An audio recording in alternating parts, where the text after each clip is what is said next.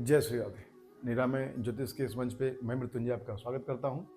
आज हम बात करेंगे मेष लग्न के जातकों के फिफ्थ और सेवंथ भाव से संबंधित कुछ विशेष सूत्रों की। फिफ्थ संबंधित जो चर्चा होगी वो आपके प्रेम से होगी, सेवंथ जो होगा वो आपका विवाह होगा। तो कहीं ना कहीं जो ये चर्चा होने वाली है वो आपके प्रेम विवाह पे ही होने वाली है। आपको ये समझने के लिए बहुत डीप एस्ट्रोलॉजी या बहुत कुछ विशेष सूत्रों को जानने की आवश्यकता नहीं है। मैं बहुत ही सिंपल वे में आपको बताऊंगा। अगर आप अपनी बर्थ कुंडली, जो आपकी जन्म कुंडली है, अगर आप उसको ओपन करते हैं किसी ऐप पे, या आपके पास जो कुंडली है अगर वहाँ पे इस स्थान पे 1 नंबर लिखा हुआ है, इसका मतलब आप मेष लग्न के जातक हैं। तो मैं उन सूत्रों की चर्चा करने वाला हूँ। आपको सिंपली जो मैं प्लैनेट्स बताऊंगा उनकी पोजीशन देख लेनी है कि जहां मैं बता रहा हूँ क्या ये ग्रह यहाँ पे बैठा हुआ है। अगर ये बैठा हुआ मिल जाए जो सूत्र मैं बताऊंगा, तो ये आप एकदम डेस्टाइन है लव मैरिज के लिए। और जब मैं चर्चा करूंगा तो आपको समझाते हुए भी चलूंगा कि किस भाव की क्या उपयोगिता होती है। तो जो अन्य लग्न वाले हैं, इस वीडियो से वो भी अपने लग्न पे जो बेसिक एस्ट्रोलॉजी समझते हैं वो लगा के समझ सकते हैं। हालांकि आने वाले दिनों में सभी लग्नों पे फिफ्थ और सेवंथ की चर्चा की जाएगी। तो बात करते हैं मेष लग्न के लिए। अब देखिए, जब बात प्रेम विवाह की होती है या प्रेम की होती है तो सबसे इंपॉर्टेंट 2 हाउस हो जाते हैं, एक फिफ्थ और एक सेवंथ। हमने अपने एक पिछले वीडियो में लव मैरिज को लेके थोड़ी सी चर्चा की हुई है, तो बेसिक कॉन्सेप्ट उसमें दिया हुआ है, समझाया हुआ हूँ। लेकिन फिलहाल जब भी मैं किसी लग्न के बारे में चर्चा करूंगा तो इतना तो बताना आवश्यक हो जाता है कि कौन कौन सा भाव किसके लिए है, कहाँ उपयोगिता है। तो जो सबसे इंपॉर्टेंट भाव बनता है प्रेम विवाह के लिए वो फिफ्थ हाउस और सेवंथ हाउस बनता है। फिफ्थ हाउस आपका प्रेम होता है, सेवंथ हाउस आपका विवाह होता है। लेकिन उससे भी सबसे इंपॉर्टेंट कौन हो जाता है? हम स्वयं खुद, मतलब लग्न। तो लग्न, फिफ्थ और सेवंथ, इन तीनों का कॉम्बिनेशन हो गया।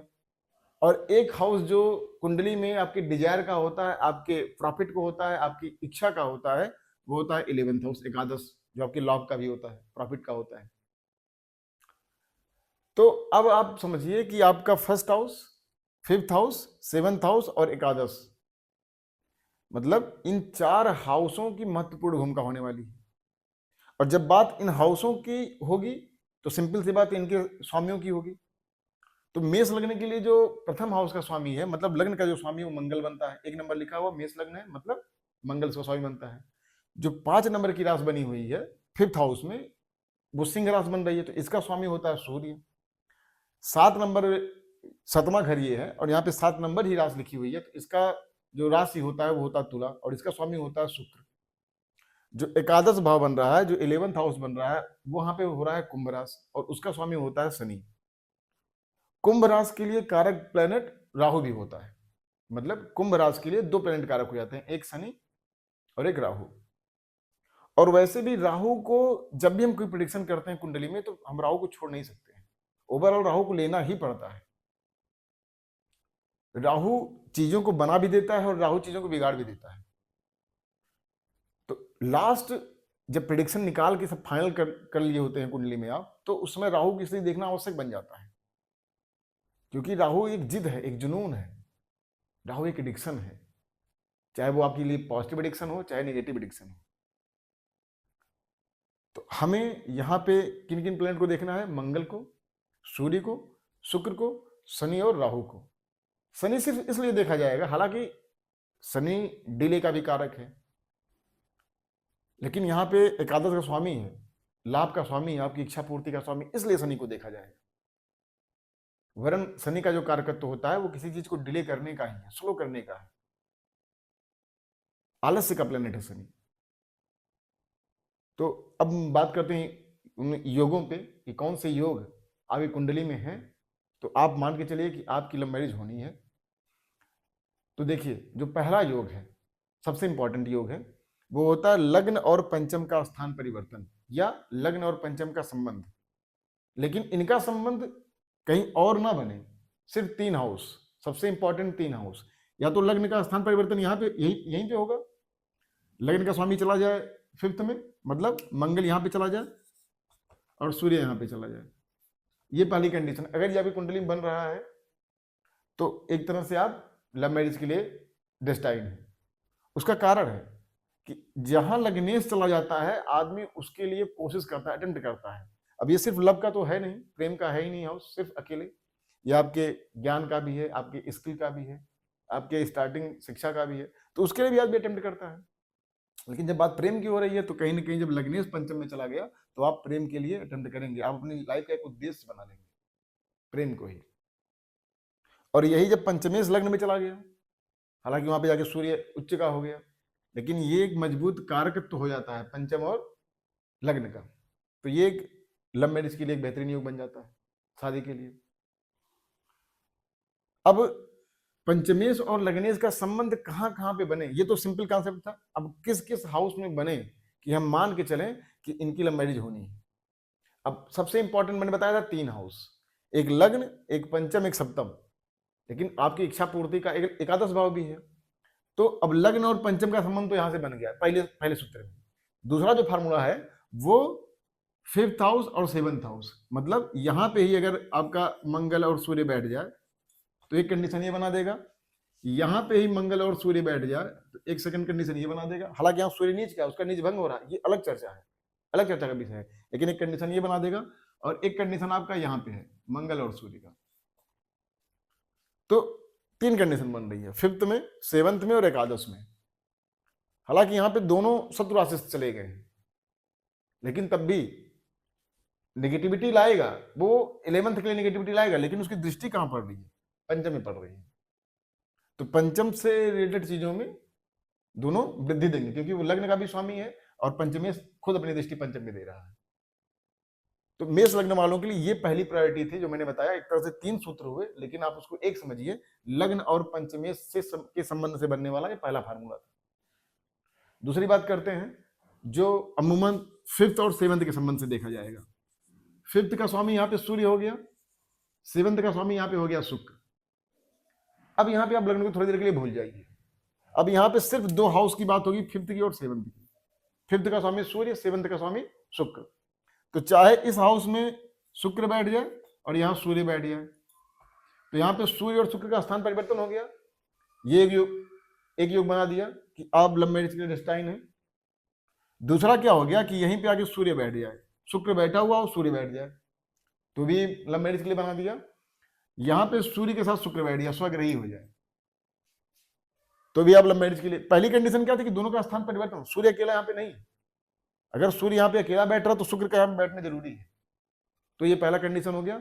दूसरी कंडीशन में है कि सूर्य शुक्र दोनों साथ बैठ जाए, या सूर्य शुक्र यहाँ दोनों साथ बैठ जाए, तो भी है कि पूरी कोशिश आदमी करता है लव मैरिज के लिए और हो भी जाती है। बस यहाँ पे थोड़ी नेगेटिविटी इस केस में हो जाता है कि यहाँ पे सूर्य नीच का हो जाता है, तो थोड़ा ईगो प्रॉब्लम आ जाती है, वो थोड़ा सा एक नेगेटिविटी क्रिएट कर देता है, लेकिन उसका नीचे तो भंग भी हो रहा है शुक्र से, तो ये एक पॉजिटिव साइन हो जाता है बहुत सारी चीजों की। तीसरा प्लेसमेंट, सूर्य शुक्र की युति एकादश में बन जाए। हम एकादश भाव कभी नहीं भूलेंगे, जब भी बात किसी भी इच्छा पूर्ति की होगी तो एकादश भाव को देखना ही देखना है। तो जब सूर्य शुक्र की युति एकादश में बन जाए तो इसका मतलब क्या हो गया कि प्रेम से संबंधित इच्छा, विवाह से संबंधित इच्छा, दोनों की इच्छाएं मिल गई, एकादश में चली गई, मतलब परिपूर्ण होनी है। ये हो गया आपकी सेकेंडरी कंडीशन। तीसरी कंडीशन बनती है जो हम राहु की बात कर रहे हैं और शनि की बात कर रहे हैं। अब देखिए, जब शनि का संबंध किसी तरह से सप्तमेश और पंचमेश से बन जाए,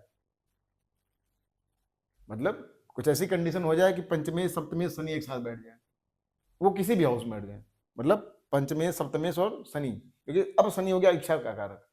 तो शनि या एकादशेश जिस प्लैनेट के साथ बैठता है, ये आप किसी भी जन्म कुंडली में लगा सकते हैं, मतलब किसी भी लग्न के लिए, ये आप समझिए एकादशेश जिस भी ग्रह के साथ बैठेगा, मतलब क्या होगा, उस ग्रह के कारकत्व या उस ग्रह के हाउस से रिलेटेड डिजायर को फुलफिल करने की पूरी कोशिश करेगा।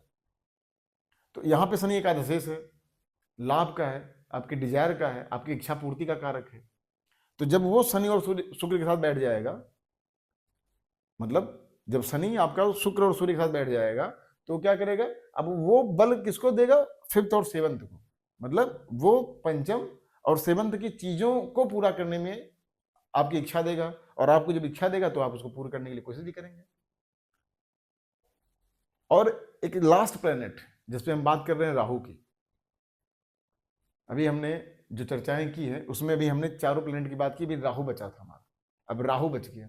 अब राहु देखिए किसी भी हाउस में बैठता है तो वहां के लिए जिद और जुनून पैदा कर देता है, एक एडिक्शन दे देता है उस हाउस के लिए, एक तड़प दे देता है उसके लिए। अब वो कितना कारगर होगा ये पंचमेश और सप्तमेश से रिलेटेड हो जाए, क्योंकि हम यहाँ बात प्रेम और विवाह ही कर रहे हैं। लेकिन अगर राहु आपका एकादश में बैठ जाए, राहु सप्तम में बैठ जाए, राहु पंचम में बैठ जाए, राहु एकादश में बैठ गया, मतलब कि आप के अंदर जो डिजायर है, वो डिजायर अगर प्रेम की हो गई, वो डिजायर पावर की हो गई, किसी भी चीज की डिजायर हो गई, तो आप उसको प्राप्त करने के लिए पूरा प्रयत्न करेंगे। और जब राहु सेवंत में चला गया तो भी अगर आप किसी को पसंद करते हैं तो उसी व्यक्ति से शादी के लिए आप पूर्णतः प्रयत्न करेंगे, यथा मतलब जो जो आप कर सकते हैं, जितनी नीतियां लगानी है सब नीतियां लगाएंगे, लेकिन उससे शादी करने के लिए। हालांकि ये बहुत बाद में आदमी के लिए नेगेटिव भी बन जाता है, क्योंकि राहु सेवंत मैं चर्चा किया था अपने पिछले वीडियो में, आप देखिएगा, मैंने बृहस्पति राहु पे वीडियो बनाया, वहां पे मैंने सेवंत राहु की चर्चा किया हुआ। तो यहां भी आदमी जिस भी व्यक्ति कुंडली में राहु सेवंत में बैठता है तो वो एक पार्टिकुलर व्यक्ति के लिए, हालांकि उसकी एक खोज जारी रहती है एक रियल जेन्युइन व्यक्ति की, और वो खोजता रहता है, ढूंढता रहता है उस एक जेन्युइन व्यक्ति की तलाश में, और हमेशा अधूरा ही रहता है।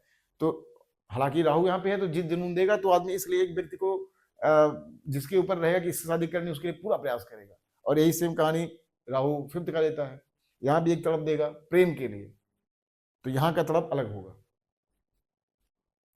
तो हमने यहाँ पे देखा कि सूर्य मंगल का स्थान परिवर्तन हो जाए, सूर्य मंगल फिफ्थ में, सेवंथ में या एकादश में संबंध बना ले।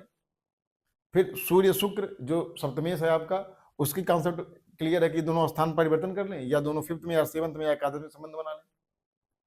फिर शनि शुक्र और सूर्य का संबंध बन जाए तो भी एक बहुत बेहतरीन कंडीशन बन जाएगा।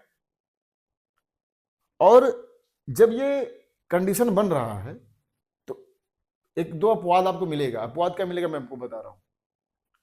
देखिए कुछ लोग कुंडली में योग बनेंगे, लेकिन कहेंगे मेरी तो लव मैरिज नहीं हुई या नहीं हो पाई, तो उसमें एक अपवाद है। अपवाद क्या है? जब कहीं से केतु इन्फ्लुएंस कर देता है इन चीजों को, मतलब उस पर इफेक्ट डाल देता है। केतु ऑलरेडी क्या है, डिटैच करता है, चीजों को अलगाव करता है, काटता है।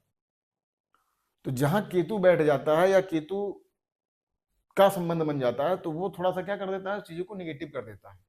हालांकि केतु का अगर आप यूज कर लें, आप आध्यात्मिक बन जाएं, आप स्पिरिचुअलिटी को एक्सेप्ट कर लें, आप जिससे प्रेम करते हो उसको फ्री कर दें, तो आपका हो जाएगा, प्रेम विवाह आपका हो जाएगा। लेकिन जब आप केतु को समझ नहीं पाते हैं, यूटिलाइज नहीं कर पाते हैं, तो संदेह क्रिएट करता है और उस रिश्ते को काट देता है। क्योंकि केतु स्वच्छंदता चाहता है, केतु आजादी चाहता है, केतु मुक्त होना चाहता है, क्योंकि वो अध्यात्म है, रियल स्पिरिचुअलिटी, वो अपने आप में एक होने वाला व्यक्ति हो जाता है।